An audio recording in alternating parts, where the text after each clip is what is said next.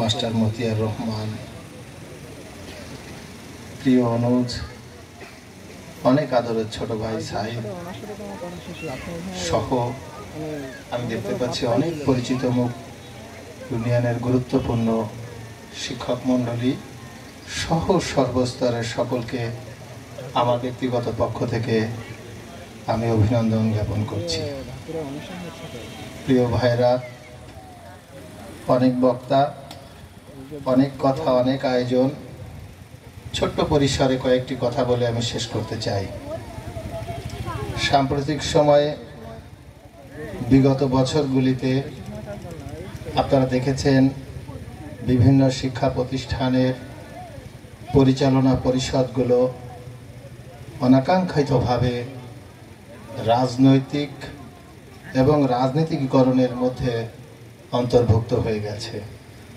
আমি মনে করি, আমি প্রস্তাব করি এবং সংশ্লিষ্ট প্রতিষ্ঠানের সকলের প্রতি আহ্বান জানাই, মেহেরবানি করে আপনারা প্রতিষ্ঠানগুলোকে, ছোট ছোট প্রতিষ্ঠানগুলোকে যদি রাজনৈতিক নোংরা খেলার বাইরে নিয়ে যেতে পারেন, সম্ভাব্য সুধীজন, সম্মানিত জ্ঞানী গুণী মানুষ যদি এই সমস্ত পরিচালনা পরিষদের দায়িত্ব পায়, আমার মনে হয় সেটা প্রতিষ্ঠানের জন্য কিছুটা হলেও উপকৃত হতে পারে। প্রশাসনের একজন কর্মকর্তা কিছুক্ষণ আগে বলেছেন মাদকের ভয়াবহতা। আসলে মাদকের ভয়াবহতা আমরা সবাই কিন্তু স্ব অবস্থান থেকেই এটা লক্ষ্য করছি। এটার বিরুদ্ধে শুধু প্রশাসন নয়, সকলকেই অবস্থান গ্রহণ করা খুব জরুরি। আমি এই ছোট্ট পরিসরে দাঁড়িয়ে বলতে চাই, যেহেতু আমি রাজনীতি করা মানুষ, দুটি রাজনৈতিক কথা বের হতেই পারে আমার মুখ দিয়ে।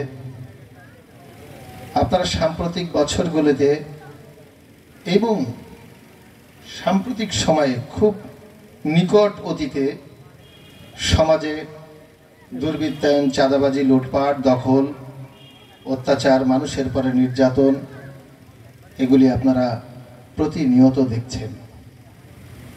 আমি এই সভায় দাঁড়িয়ে আপনাদের কাছে বলতে চাই, মেহেরবানি করে আপনারা সবাই এগুলোর বিরুদ্ধে সামাজিক প্রতিরোধ গড়ে তোলার জন্য মানসিকভাবে প্রস্তুতি গ্রহণ করুন।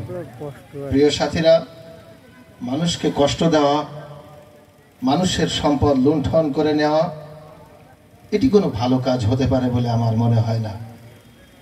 সম্মানিত শিক্ষক মণ্ডলী, আপনারা আপনাদের নৈতিকতা দিয়ে যেভাবে ছাত্রদেরকে তৈরি করছেন, অনুরূপভাবে আপনার প্রতিষ্ঠানের ছাত্রদের যে অভিভাবক আছে, তাদের কাছে যদি আপনারা এই বার্তাটি এমনভাবে পৌঁছান যে না, আপনার সন্তানকে সন্ধ্যার পরে ঘরে ফিরতে হবে, পড়াশোনায় মনোনিবেশ করতে হবে, সেটা সমাজের জন্য নিঃসন্দেহে ভালো একটি কাজ হতে পারে। আমি এই প্রোগ্রামে আসার আগে কুয়াদা স্কুল মাঠে একটি ফুটবল প্রতিযোগিতার ফাইনাল খেলা ছিল, আমি সেখানকার একজন অতিথি ছিলাম। প্রিয় ভাইরা, সেই অনুষ্ঠানে আমার নিজের গ্রাম বলিয়ানপুর গ্রাম হচ্ছে ফাইনাল খেলায় উঠছে, পাশাপাশি পুরো কুয়াদা সুতিগাড়া অঞ্চল মিলে আর একটা টিম তারা ফাইনালে উঠছে। কত বড় দুর্ভাগ্য যে আমার গ্রামের ফুটবল টিম প্রচণ্ড শক্তিশালী। আপনারা জানেন এই ইউনিয়নের মনে ছোট্ট গ্রামের একটি হচ্ছে আমার গ্রাম, আর অত বড় অঞ্চল মিলেও তারা একটি ফুটবলের টিম ভজাতে পারছে না। এখানেই আমাদেরকে অনেক কিছু অনুধাবন করার আছে। কেন আমাদেরকে খেলার মাঠে ফিরতে হবে? কেন আমাদেরকে মাদকের বিরুদ্ধে যেতে হবে? কেন আমাদেরকে পরিচালনা পরিষদগুলি সুধীজন, জ্ঞানীজনের অনুকূলে রাখতে হবে? কেন লুটেরা দুর্বৃত্তদের বিরুদ্ধে সামাজিক প্রতিরোধ গড়ে তুলতে হবে? সেটি আজকে কিন্তু সবারই উপলব্ধিতে আসা উচিত। প্রিয় সাথীরা, সাম্প্রতিক বছরগুলিতে, গতকালকে আমি একটি তালিকা আমার হাতে আসে, যেখানে দেখলাম সমাজের অসহায়, পিছিয়ে পড়া, দুস্থ মানুষগুলির জন্য রাষ্ট্রীয়ভাবে যে ছোট্ট সহযোগিতাগুলি আসে, সেই সহযোগিতাগুলিও এক শ্রেণীর দুর্বৃত্ত, তারা অর্থনৈতিকভাবে সচ্ছল হওয়া সত্ত্বেও সেই রাষ্ট্রীয় সুবিধাগুলি ভোগ করছে। আপনারা যারা এখানে দায়িত্বশীল ব্যক্তি আছেন, সাবেক চেয়ারম্যান আছেন, আপনাদের উদ্দেশ্যে বলতে চাই, মেহেরবানি করে ওই সমস্ত সমাজের অর্থনৈতিকভাবে সবল মানুষের কাছ থেকে এগুলি প্রত্যাহার করে আপনারা অসহায় দরিদ্র যাদের এটি প্রকৃতপক্ষেই পাওনা তাদের অনুকূলে হস্তান্তর করার জন্য আমি আহ্বান জানাচ্ছি। এবং এই সভায় দাঁড়িয়ে ঢাকুরিয়া ইউনিয়নের সর্বস্তরের মানুষের উদ্দেশ্যে বলতে চাই, আপনারা যদি আপনাদের স্ব এলাকার এই অনিয়মের তালিকাটি আমার কাছে দিতে পারেন, আমি মনিরামপুরের টিওনো বা জেলা প্রশাসকের সাথে কথা বলে বিষয়টি ন্যায় ভিত্তিক বন্টনের লাইনে যাতে নিয়ে যাওয়া যায় সে ব্যাপারে আমি ভূমিকা রাখতে পারব।